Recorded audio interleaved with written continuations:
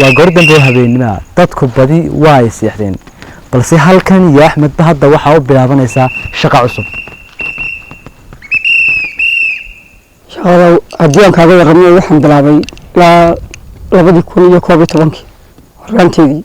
in ku dhow 10 sano ayuu shaqadan gacanta ku hayay Axmed oo nafaka mid kamid ah labadiisa gamacood waana waardiye ilaaliye xaafadaha xilliyada habeenkii isagoo aysan waxba ama aan lahayn awood uu ku isticmaali lahaa ay la carbiyay una tarbiyay Axmed ayaa noqonaya maciinka kaliya oo haysto hadiiba uu xaalku xumaado waxa weeye adiga xaafada waxa ku jira maartay dad badan oo maartay saamilelo inta saamilelka lambarada qoray maciinka degdega maartay marka lambarka garaacayo operation maartay hadii maartay si kala sii yimaadana ya Allah wakiil baan ku socdaa 2019 waa eedii horeysay soo galeen kuwaas baabuurtii eriyadeen maartay baabuur badan bay maartay shil gelin gaareen in bayr la yiraahdo ligido halka qofar ku haysta suuqa taas ay ugu daray maartay gaarigeedii maartay halka ku rogman gaaray la foolida ilaa la biyo mareenta wadadan marka yar hadii hore oo war socoto in ku rogman gaaray marka eedii maartay saasan ku eriyay ku waaweyna yar kana maartay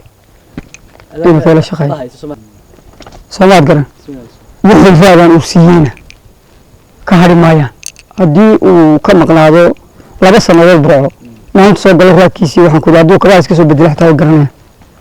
marar badan ayay soo waajahay caqabado halisna ay gashay naftiisu haddana kama uu soo raasha dhigin shaqadan isagoo uu sheegay inay tahay shaqada kaliya oo ku maariyo noloshiisa socodka ka maartay kuwa sarxaamin oo qaar khamriga iibinayay waxa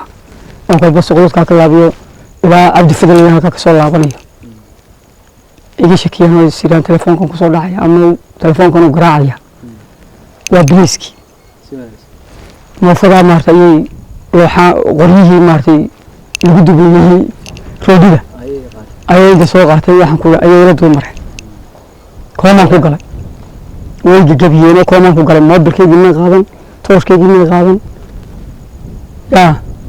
lacag jeebadii ugu jirtay ma qaadan jaadkeedii ma qaadan بدون أمر الله إلهي بمارتي قبل باليتان لقد أريتونا وحن الله مارتي نلاش وحن كوري نافني ما نلاش وحل غير تشدقنا ما مركا أنا قول نافا يا على أول جال مارتي كوكلاي وحن سوي شيء ندى إن لقد نتماه ومد قلبي جاه نافض أقدر قلبي كلمتنا وحن كل واحد قبسن كرت مجرته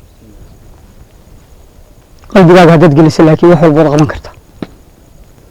هذا مستقبلك يقول ما يسنى يابا سو عستوي مستقبل استكلا ما هو كل ما يسنى هدي إلهي له in aad naafatahay kama hor istaagi karto in aad gaadho hadafka aad nolosha ka leedahay Axmed waxa uu qanacsanaan badan ka muujinayaa shaqadan shaqo kasta haysa waxay dhaantaa shaqo laanta Xamse Kaaliye warbaahinta Shabeelle magaalada Burco